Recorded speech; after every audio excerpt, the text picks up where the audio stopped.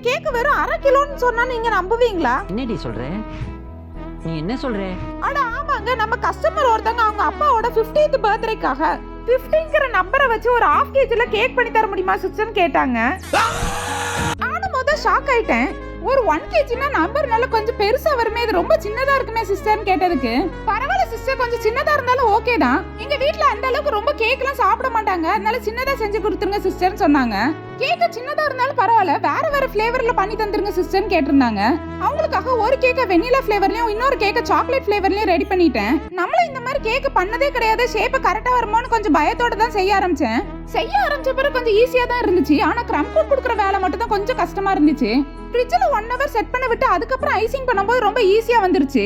இந்த கேக்கை இன்னும் கொஞ்சம் கலர்ஃபுல்லா ஆக்கலாமேன்னு சொல்லிட்டு கலர் கலரா ஒரு ஃப்ளவர் டிசைனை போட்டு விட்டு பார்க்கும்போது அவ்வளவு கியூட்டா இருந்துச்சு கேக்கு. கஸ்டமரும் கேக்கு சூப்பரா இருந்துச்சுன்னு ரொம்ப நல்ல ரிவ்யூ அனுப்பியிருந்தாங்க.